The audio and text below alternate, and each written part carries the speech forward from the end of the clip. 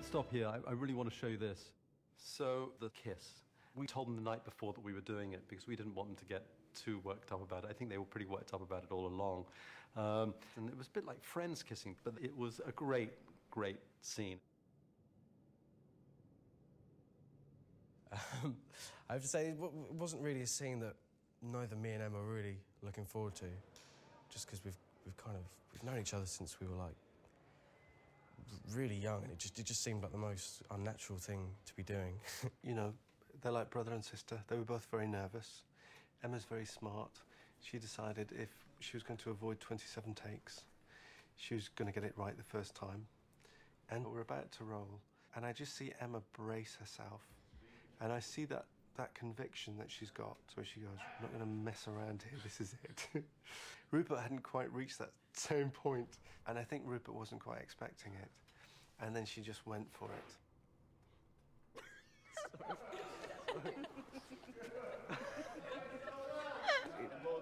The fact that we the previous kind of shot, we got completely soaked. So I think in a way that kind of made it a bit easier, but yeah. It's a good scene.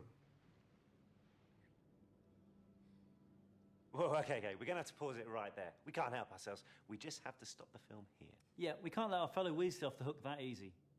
This is the moment Ron and Hermione have waited 8 films for. Yes, if you can recall, way back when in Harry Potter and the Chamber of Secrets, they already had some tension. Remember that awkward handshake? Welcome back, Hermione. It's good to be back. Then there was Harry Potter and the Prisoner of Azkaban, where they had an awkward hand-holding and an awkward hug.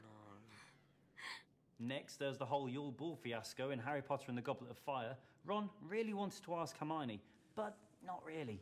Wait, Hermione? You're a girl. Oh, well spotted. Can't we run away? Oh. So she agreed to go with Victor Crumb, which made Ron super jealous. Is that Hermione Granger with Victor Crumb? No, absolutely not. After that, things got pretty complicated. Hermione got revenge on Ron with some spells in Harry Potter and the Order of the Phoenix. I let her do that. It's good manners, isn't it? Next, Ron annoyed Hermione by dating Lavender Brown in Harry Potter and the Half-Blood Prince. Excuse me, I have to go and vomit. Then Hermione tried to make Ron jealous again by taking McLaggen to Slughorn's party.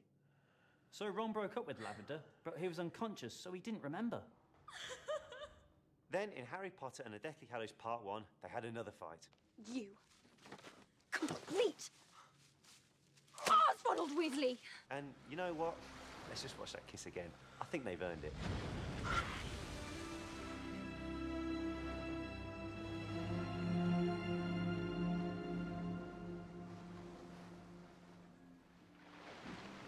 Ron and Hermione's first kiss is described by J.K. Rowling in the book. Hang on a moment, said Ron sharply. We've forgotten someone. Who? Asked Hermione. The house elves. They'll be down in the kitchen, won't they? You mean we ought to get them fighting? Asked Harry. No, said Ron seriously. I mean, we should tell them to get out. We don't want any more Dobbies, do we? We can't order them to die for us. There was a clatter as the basilisk fangs cascaded out of Hermione's arms. Running at Ron, she flung them around his neck and kissed him full on the mouth. Ron threw away the fangs and broomstick he was holding and responded with such enthusiasm that he lifted Hermione off her feet. Is this the moment? Harry asked, weakly. And when nothing happened except Ron and Hermione gripped each other still more firmly and swayed on the spot, he raised his voice. Oi! There's a war going on here! Ron and Hermione broke apart, their arms still around each other. I know, mate, said Ron, who looked as though he'd recently been hit on the back of the head with a bludger. So, it's now or never, isn't it?